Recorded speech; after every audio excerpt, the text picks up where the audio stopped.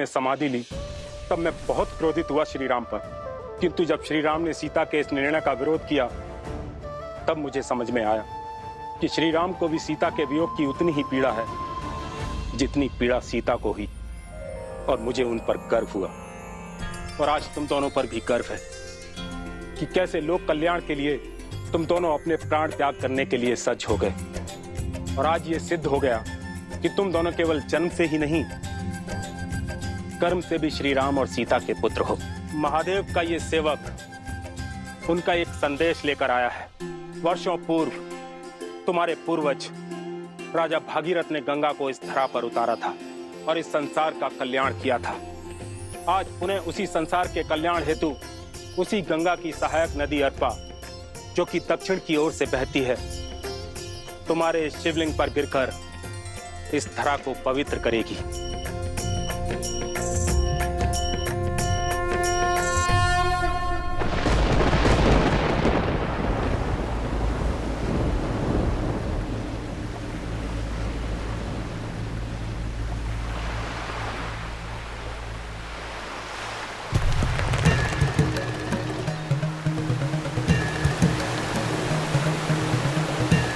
धन्य हो महादेव।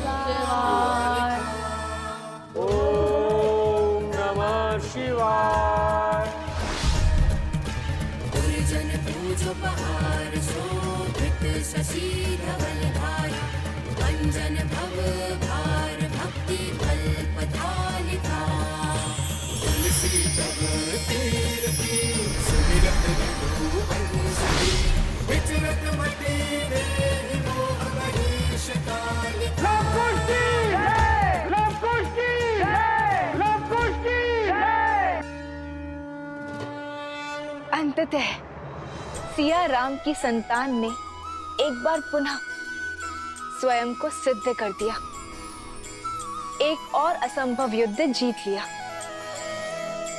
परंतु महादेव, पहले पिता से पृथक होने का दुख, फिर अपनी माता को खोने का दंश, और अब जगत कल्याण के पथ पर आए अनगिनत कष्ट।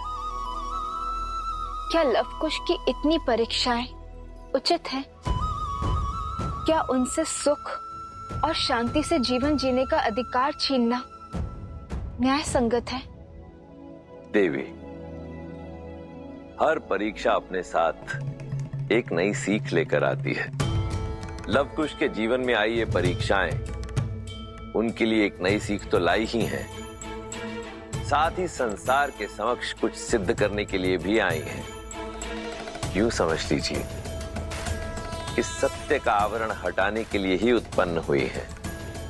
कैसा सत्य महादेव? वही सत्य देवी जिसे आपने जाना है, जिसे लवकुश ने अनुभव किया है, जिसे श्री राम ने जन्म से पाया है, और अब लवकुश अपने कर्म से पा रहे हैं।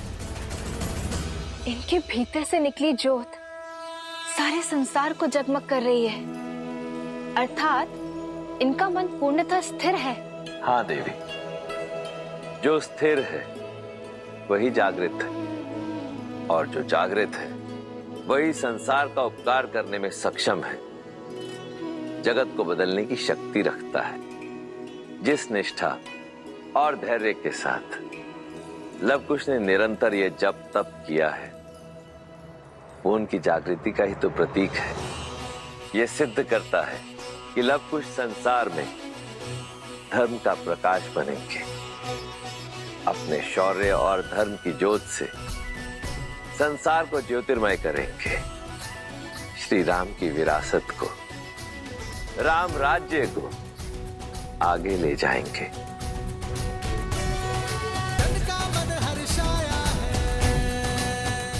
राजकुमार लव, राजकुमार कुश, आपने हमें संकट से तो मुक्ति दिला ही दी। हमारी ओर से एक प्रार्थना और स्वीकार कर लीजिए।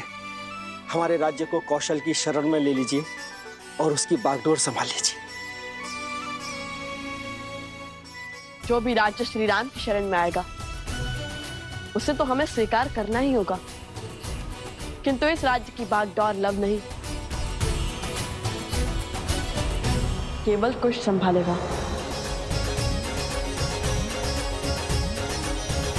राजकुमार कुश की जय! राजकुमार कुश की जय! राजकुमार कुश की जय! माता कहती थी कि संसार में प्रेम से अधिक मूल्यवान और कोई वस्तु नहीं, और आज आप सबका प्रेम लेकर मेरा हृदय गदगद हो गया।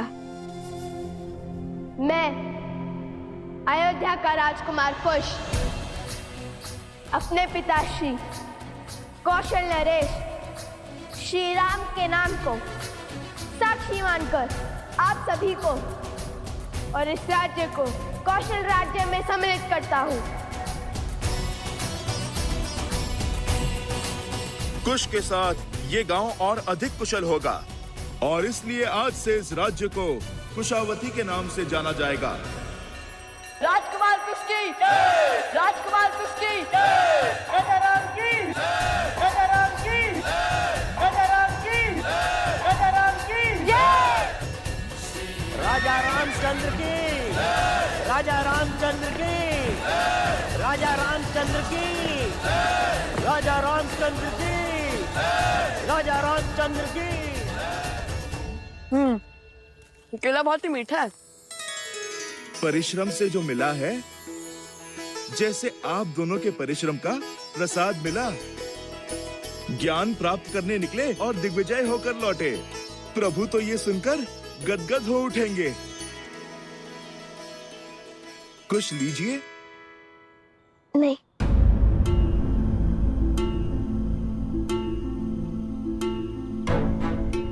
क्या हुआ हनुमान जी, रुक क्यों गए? तुम और भोजन के लिए मना करो, तनिक असंभव प्रतीत होता है। बात भूख की नहीं है, वो मामा श्री वासुकी से मिलकर माता का स्मरण हुआ है बस।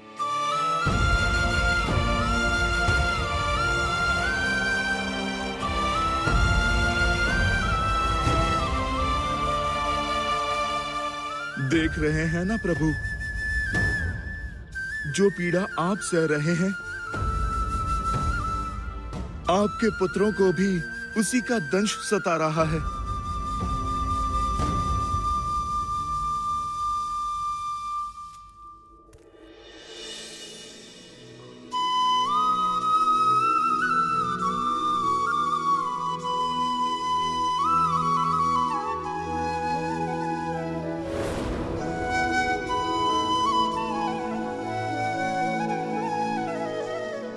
क्षमा करे गुरुवर, किंतु पुत्र का मोह ही कुछ ऐसा है, समक्ष रहे तो मन आनंद से भर जाता है और यदि ना हो तो आंखें भर आती है। आज मेरे मन में सहस्त्र प्रश्न उठ रहे हैं। क्या अयोध्या को कभी संपूर्ण सुख की प्राप्ति होगी? क्या हमारा परिवार कभी चैन की श्वास ले पाएगा? क्या संकट, क्या परीक्षा और कष्ट की ये घड़ी कभी समाप्त हो पाएगी? कितना समय हो गया रघुकुल के अंशों ने साथ मिलकर आरती नहीं की। राम कुल और प्रजा के दायित्व को निभाने के लिए यात्रा पर निकला है। भरत उसके साथ युद्ध भूमि में है और मेरे पौत्र, वो तो आने वाले समय के लिए स्वयं को सज्ज करने के मार्ग पर अग्रसर है। गुरुवर, क्या हमारे जीवन में केवल वियोग का दुख लिखा है।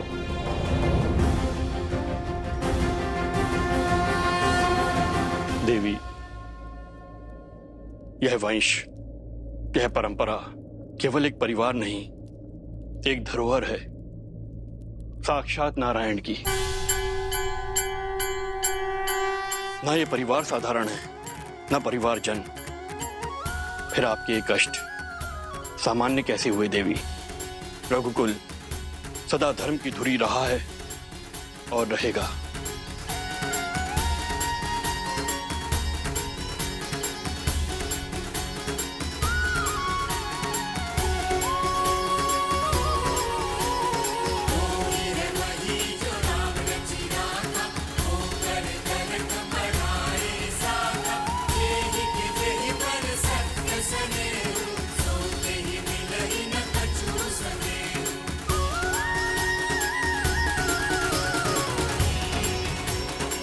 सूर्य वंश है ये।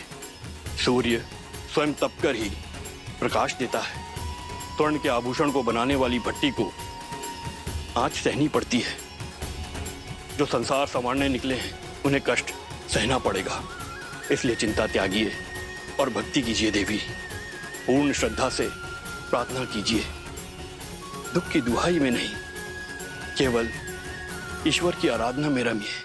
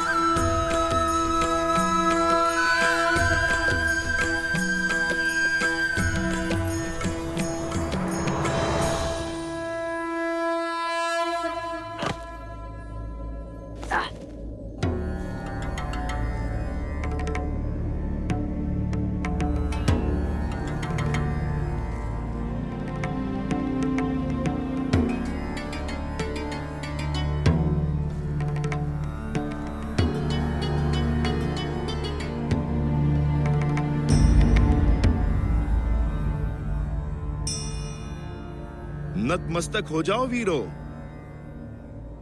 हम भगवान विष्णु के बहुत प्राचीन मंदिर में खड़े हैं। चलो कुश, अब संसार की दशा सुधारने वाले भगवान विष्णु के पूजन स्थल को सुधारे।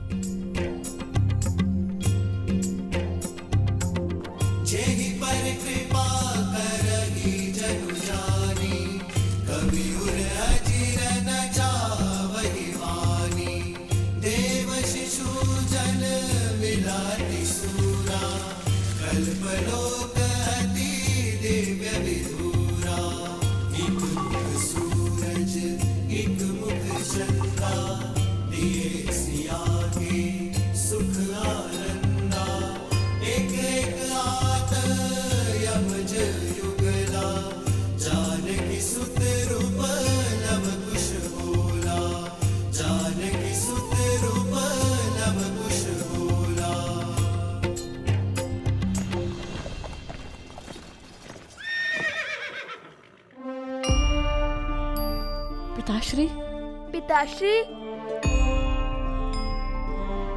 प्रभु,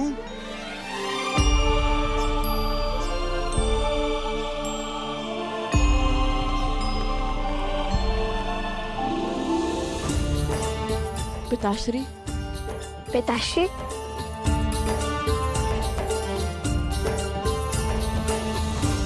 पुत्रों,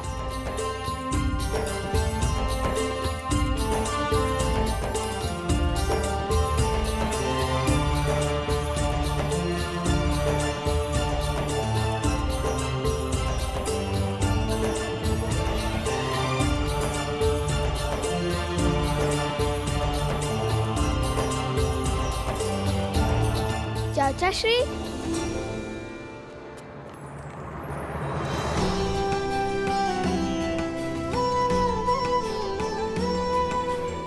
आयुष्मान भव।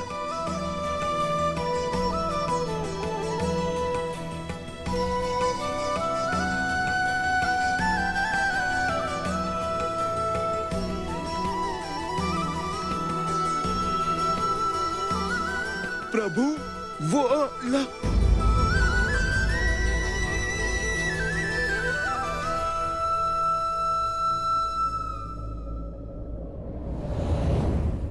अष्टबाहु का अंत ही नहीं, श्रद्धा का नया अध्याय भी लिखा है लव कुश ने। अपने तप से महादेव का आशीर्वाद प्राप्त किया, साक्षात वासुकी नाग की परीक्षा उत्तीर्ण की। दो शब्दों में कहूँ प्रभु तो इनका भविष्य दिग्विजय में परिवर्तित हो रहा है।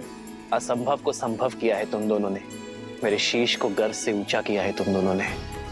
और धर्म के लिए स्वयं को समर्पित करना तो मानव कर्म की पराकाष्ठा है पुत्रों। हमारी बातें तो हो गई, अब अयोध्या का समाचार सुनाइए ना पिताश्री। अयोध्या में सब कैसे हैं वहाँ? सुमित्रा दादी, कौशल्या दादी सब स्वस्थ है लव कुश वहाँ पे। और लक्ष्मण भैया वो कैसे हैं?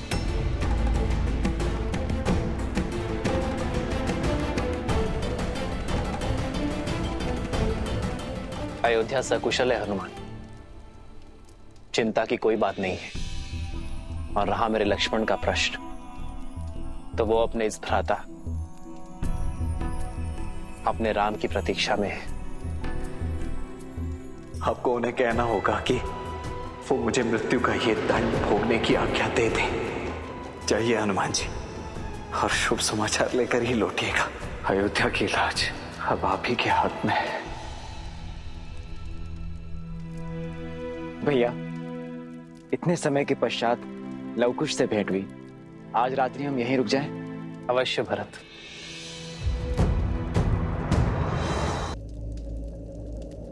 चिंता की कोई बात नहीं है। और रहा मेरे लक्ष्मण का प्रश्न, तो वो अपने इस भ्राता अपने राम की प्रतीक्षा में है। तो क्या लक्ष्मण भैया अभी तक प्रभु श्री राम की आज्ञा की प्रतीक्षा कर रहे हैं? हनुमान जी,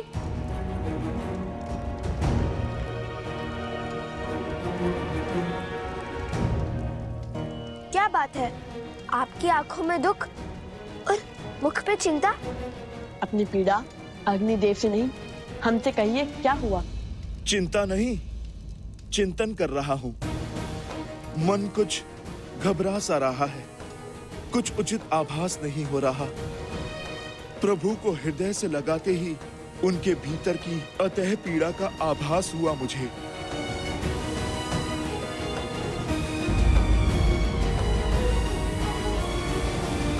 पीड़ा? कैसी पीड़ा? वो तो ज्ञात नहीं, किंतु इतना अवश्य है कि प्रभु और भरत भैया हमसे कुछ छुपा रहे हैं। अपने भीतर की पीड़ा हमसे कहने में कतरा रहे हैं।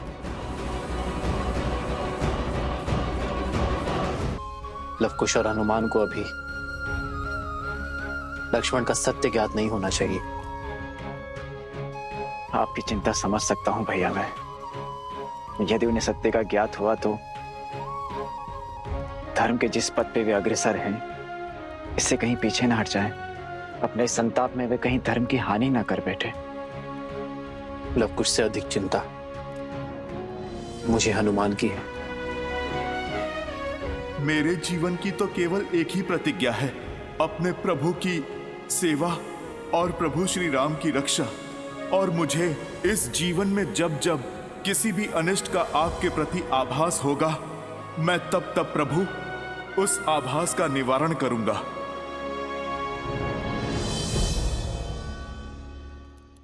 प्रभु की पीड़ा का कारण जानने का एक मार्ग है। क्या? अयोध्या। वहीं जाकर सत्य का भेद खुलेगा।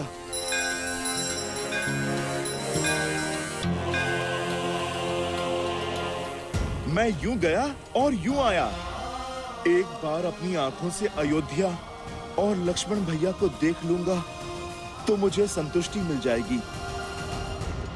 उचित है, जैसी आपकी इच्छा। लक्ष्मण काका श्री को हमारा प्रणाम कहिएगा। और इतना तो हम भी जान गए जब तक श्री राम भक्त हनुमान को संतुष्टि नहीं मिलेगी तब तक न उनका पग रुकेगा और न चिंता।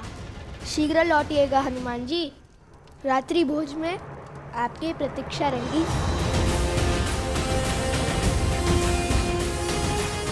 जय श्री राम।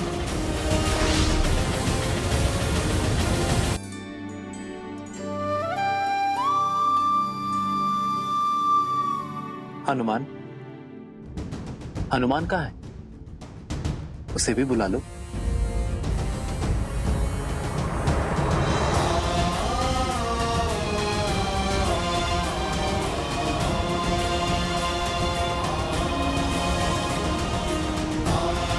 न जाने उन्हें आप पे किस दुख का आभास हो रहा था।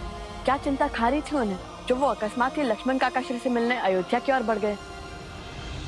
भैया, लक्ष्मण तो अयोध्या में है ही नहीं। यदि हनुमान जी को सत्य का ज्ञात हो गया तो? नहीं अर्थात कहाँ गए लक्ष्मण काका श्री? क्या हुआ उनके साथ?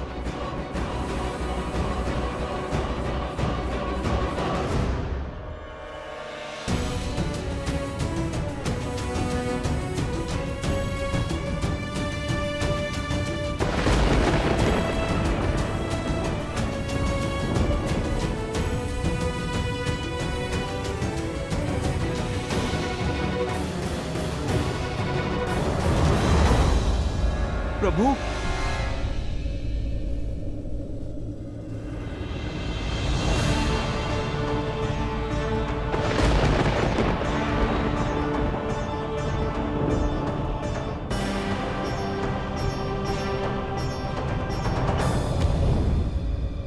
प्रभु, प्रभु, प्रभु। भैया,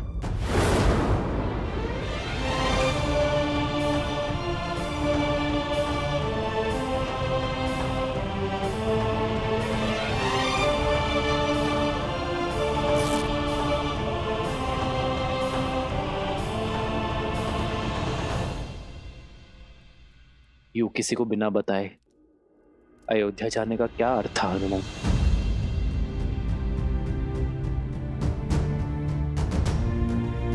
मुझे लगा मैं तुमसे छुपा लूंगा, किंतु ये कैसे भूल गया कि एक भक्त की श्रद्धा में भगवान को विवश करने की शक्ति होती है। हनुमान, मैंने तुम सबसे एक सत्य छुपाया है, और वो सत्य ये कि लक्ष्मण ने सरयू में जल समाधि ले ली है।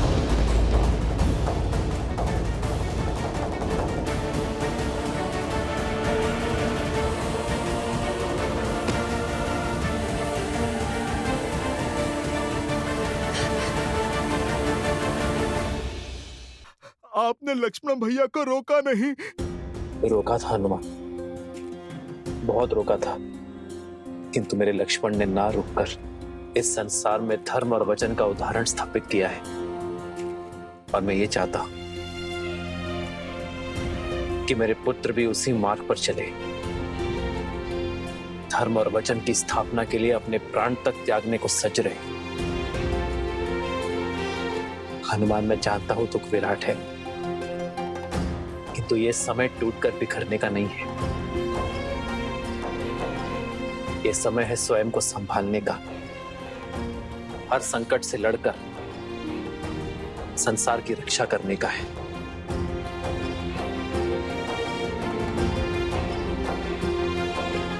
धर्म की स्थापना करना है,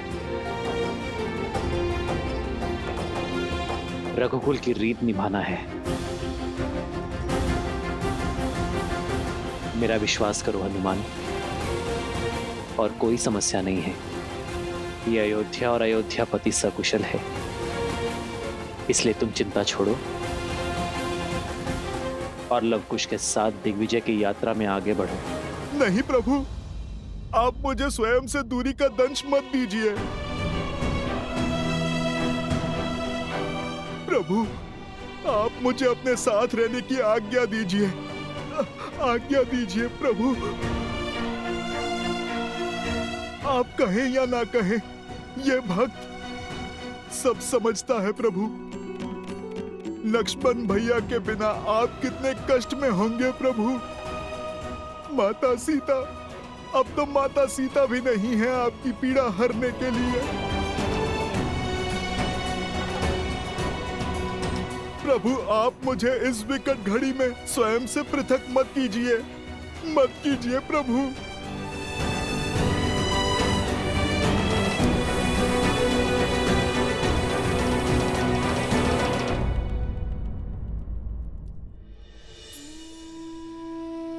यदि आप हमारे कारण चिंतित हैं पिताश्री, तो आप व्यर्थ में ही व्यतीत हो रहे हैं।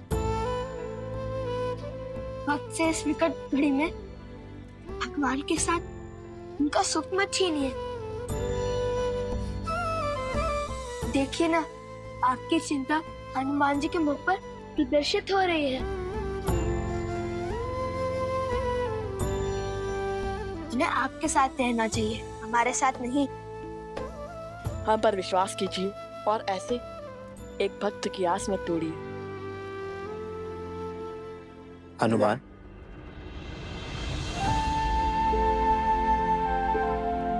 तो ठीक है, कल सूर्योदय होते ही हम पुरुषपुर की ओर प्रस्थान करेंगे, युद्ध का शंखनाद करेंगे।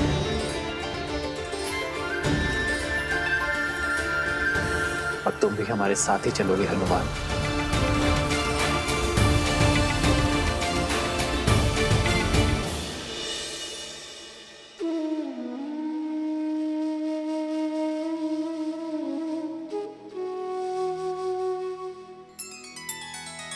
श्री रामचंद्र कृपालु भजु मन हरण भव भय दारुणम। नव कंज लोचन कंज मुख कर कंज पद कंजारुणम। भगवान के अवतार का केवल नहीं गुणगान है, कैसे नारायण बने नर इसका पावन ज्ञान है। श्री राम श्री राम श्री राम श्री राम। आयुष्मान भव पुत्र।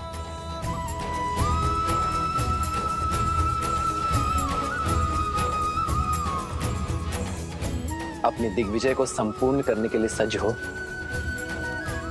सेना भी सज्ज है भैया।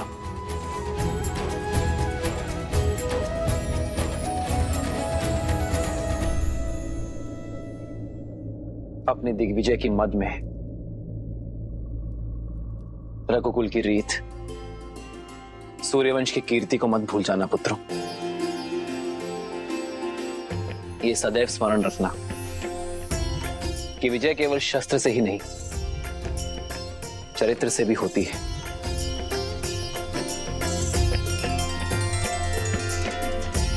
तुम दोनों केवल रघुवंश के अंश नहीं हो, धर्म के पथिक भी हो। और ये यात्रा केवल भ्रमण नहीं, यह अध्ययन है, संसार का भी और स्वयं का भी। क्योंकि जो स्वयं पर विजय पा लेता है, उसे संसार कभी हरा नहीं सकता।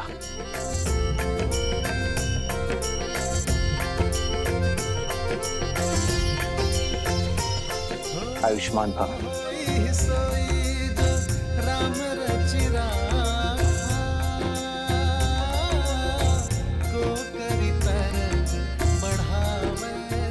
भरत, माताओं तक सूचना पहुंचा दी तुमने? जी भैया, संदेश भेजा जा चुका है।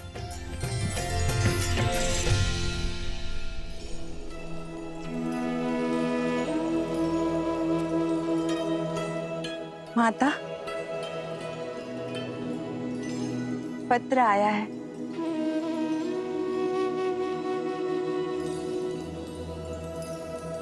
प्रभु ने आप दोनों की सुन ली।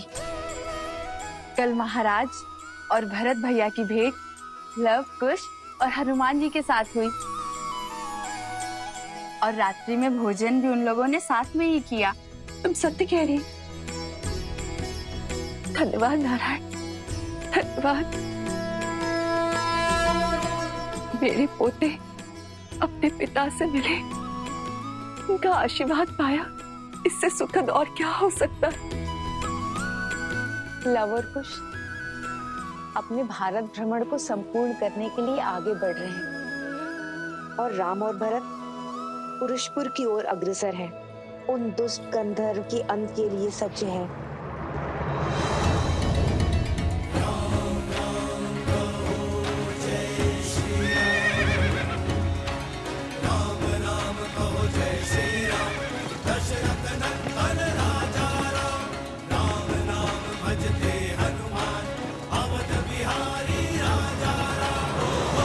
कुछ क्षण ही सही मन की शांति के लिए शीतल छाया तो मिली। आपका कोटि कोटि आभार प्रभु।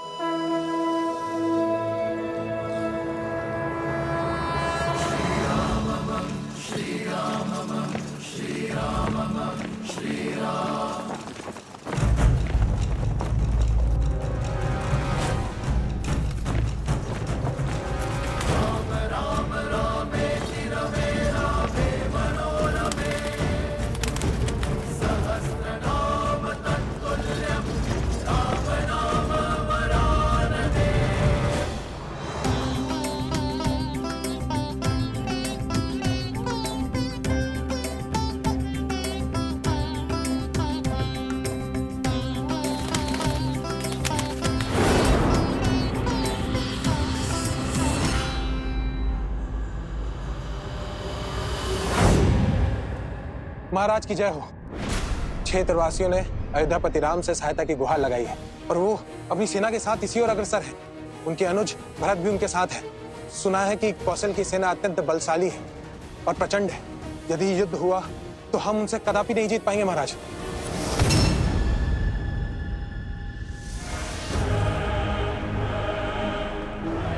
जिस सेना के विरुद्ध हमारी जीत असंभव है वो युद्ध भूमि तक पहुंचेगी नहीं।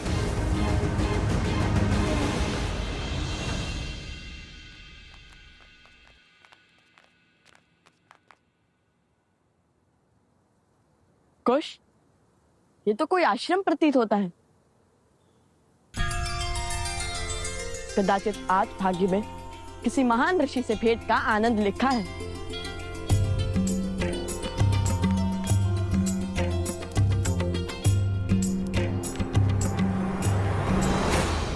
कौन हो तुम? किससे मिलना है?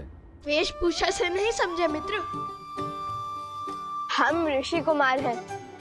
महात्मा ऋषियों से मिलने का मन किया तो चले आए। ये कोई धर्मशाला नहीं है, ये ऋषि अगस्त का आश्रम है। यहाँ बिना उच्च ज्ञान, उच्च गुरु और उच्च कुल के बिना कोई प्रवेश नहीं कर सकता। ऋषियों से कुल और वंश नहीं पूछा जाता। साधुओं से मिलने के लिए कुल की नहीं, संस्कारों की आवश्यकता होती है। हम ज्ञान के लिए एक यात्रा पर निकले हैं। अंदर बैठे गुरुवर से भेंट करना चाहते हैं। अब तो जाने दीजिए हमें भीतर। भीतर जाओगे? वो भी तुम दोनों? तुम दोनों इस क्षेत्र में रहने योग्य भी नहीं हो।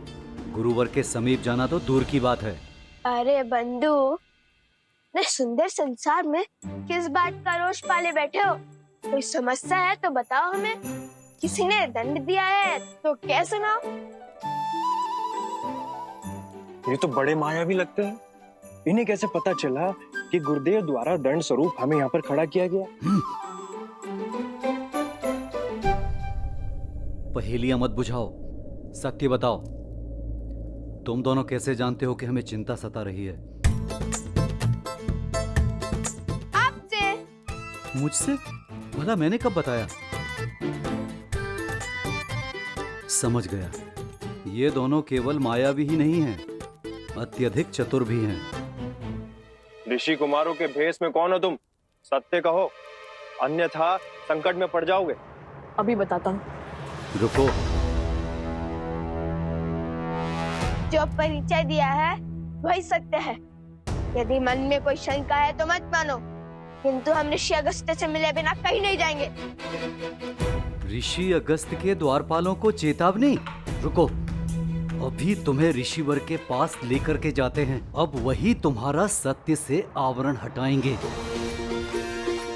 देखा मेरी चाल, लो भैया सज जाइए, ऋषि अगस्त से मिलने का सौभाग्य प्राप्त होने वाला है।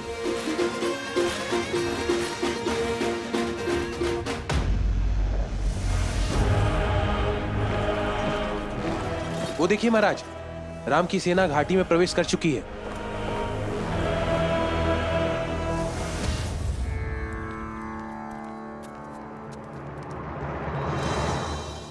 गुरुदेव प्रणाम। गुरुदेव, ये बालक आपसे मिलने की हट कर रहे थे। वेश तो किसी ऋषि कुमारों वाला है, किंतु आत्मविश्वास किन्हीं राजकुमारों सा है। इतना अहंकार तो किसी मायावी दानव में नहीं होता जितना इन दोनों में है। जानते हो ये दोनों कौन है? अवश्य, मायावी धूर्त हैं दोनों। नहीं, अयोध्यापति श्री राम और देवी सीता के पुत्र लवकुश हैं। प्रभु श्री राम और सीता माता के पुत्र। हमें क्षमा कर दीजिए, हमें क्षमा कर दीजिए ऋषि कुमार, नहीं राजकुमार। आपको पहचानने में हमसे भूल हो गई। उठो उठो मित्र।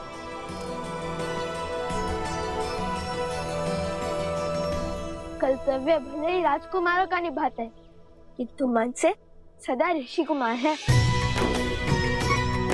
हम भारत भ्रमण पर निकले, हर अंतर, हर भेद को समाप्त करने निकले हैं हम, ना कि उसे बढ़ाने या उसका बढ़ावा देने। अति उत्तम। तुम्हारी वाणी में तुम्हारे हृदय की पवित्रता झलकती है। भारत भ्रमण की इस यात्रा का उद्देश्य तुम्हारी चेष्टा से कहीं अधिक विशाल है। मुझे तो तुम दोनों की कब से प्रतीक्षा थी। हमारी प्रतीक्षा? तुम्हारा यहाँ आना मात्र संयोग नहीं है लवकुश, एक बहुत बड़ा युद्ध तुम्हारी प्रतीक्षा कर रहा है।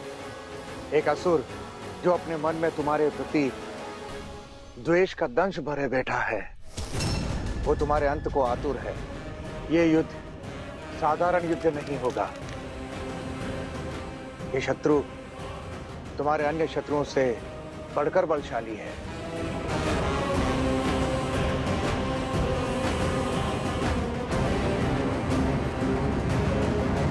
वो भी तुम दोनों की भांति पितृभक्त है, जो अपने पिता की मृत्यु का प्रतिशोध लेने का प्रण लिए बैठा है। कौन है वो उसे? कुंभकर्ण पुत्र देवावीर।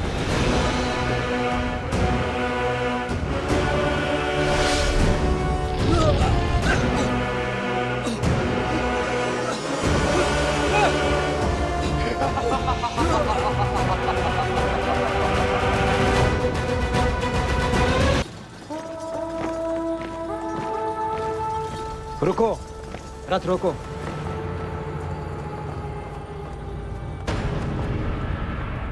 भरत, तुम सेना को लेकर आगे बढ़ो। मेरे पीछे सेना की एक छोटी टुकड़ी पीछे छोड़ते हुए सेना का नेतृत्व करो। मैं तुम्हें इस युद्ध की बागडोर सौंपता हूं। ये मेरे लिए सम्मान की बात होगी भैया, विश्वास रखिए, मैं आपको निराश नहीं करूंगा। और भरत के होते हुए श्री राम को युद्ध भूमि में पग रखने की आवश्यकता नहीं होगी।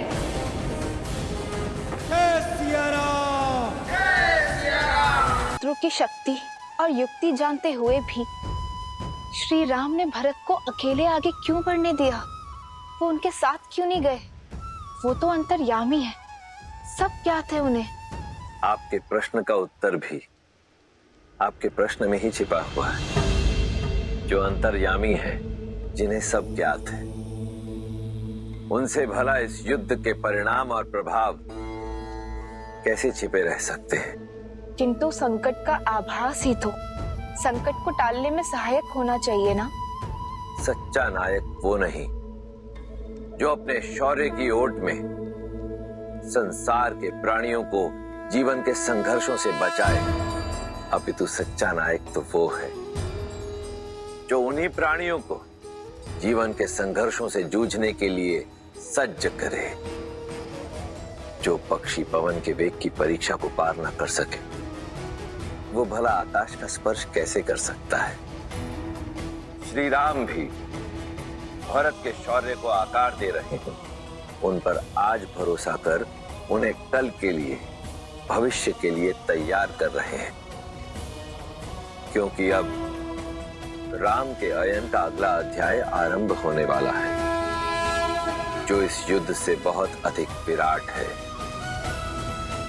जिसका उद्देश्य विश्व विजय नहीं, जगत का कल्याण है।